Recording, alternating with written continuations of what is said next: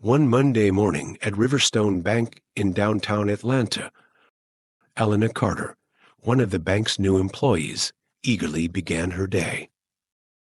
Elena felt that getting this job was an important step in her life, but she also knew she needed to prove herself to her colleagues and managers. Customers streamed in and out of the bank's large glass doors, keeping everyone busy. As Elena was organizing her workspace, a man in simple attire entered the bank. The man wore a plain shirt and dark jeans, but his movements exuded confidence. He quietly approached a teller and spoke briefly. All eyes soon turned to Elena. The teller noted that the man's requested transaction was substantial and directed him to the branch manager.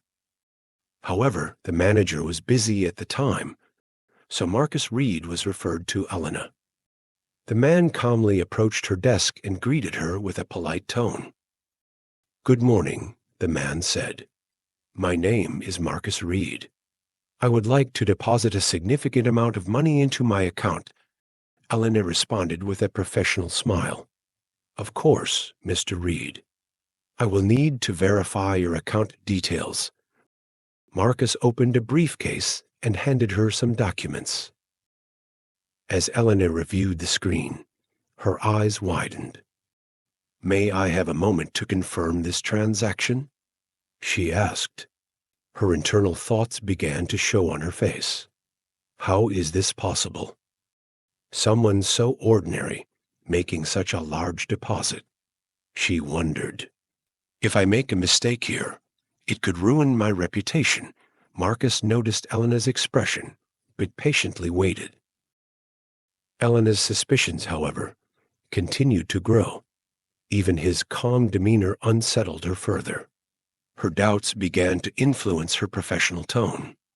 "Mr. Reed, if I'm not mistaken, you're talking about a $250 million deposit. Is that correct?" Elena asked, her voice growing tense. Marcus nodded. "Yes, that is correct.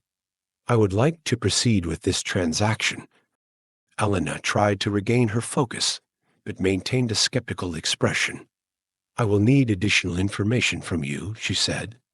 Marcus patiently answered a series of questions.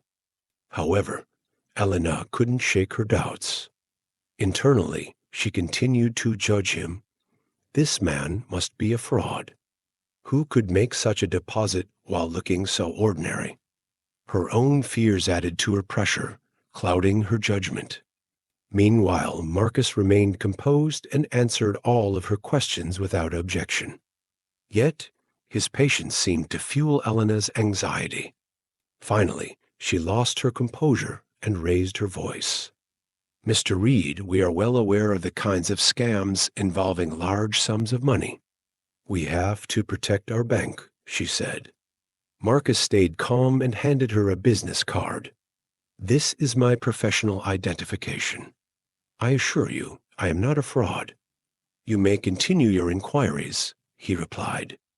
However, Elena's tone grew sharper as she raised her voice again. "Listen, Mr. Reed, you can't fool anyone here.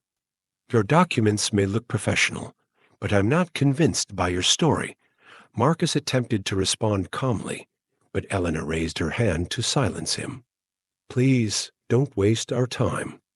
I have more important tasks to handle." Marcus took a deep breath and responded, "Ma'am, I appreciate your patience, but this is not a scam. It is a legitimate investment." Elena smirked slightly and said, "A legitimate investment? Looking at your attire, that's hard to believe." Marcus smiled gently and replied, "Appearances can be deceiving, ma'am, but intentions and results always reveal the truth." The exchange created a buzz among the bank's customers, who whispered among themselves. Despite this, Marcus remained composed. "Ma'am, appearances often conceal the truth. If you need more details, I'd be happy to provide them," he said politely. Marcus' calm and professional demeanor began to catch the attention of the surrounding customers.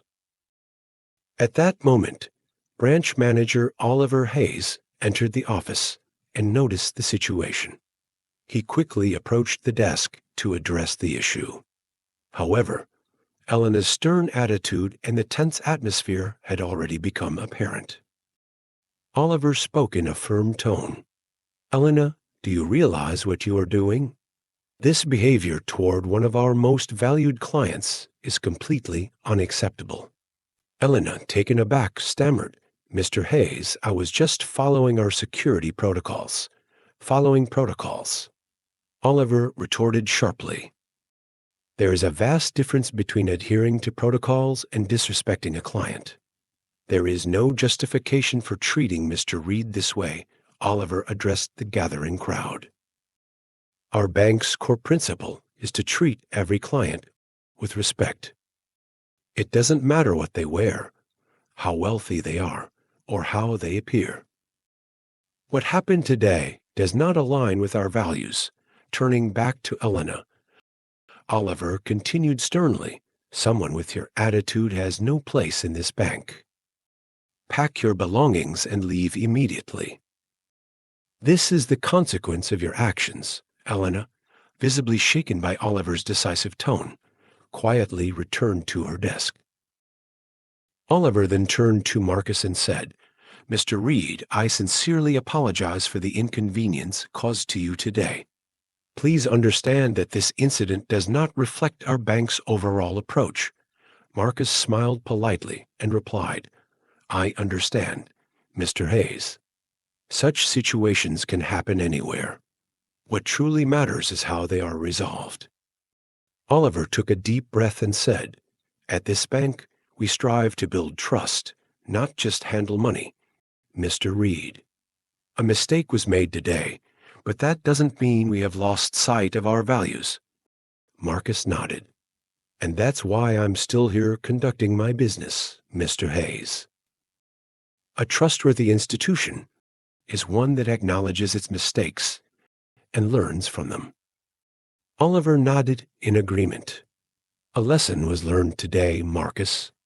Our doors will always remain open to you and your values." As Marcus walked toward the office, he turned back and smiled one last time.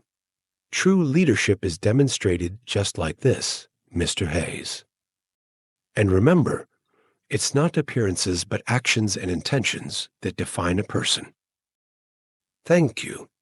Don't forget to subscribe to my channel for more stories. Goodbye.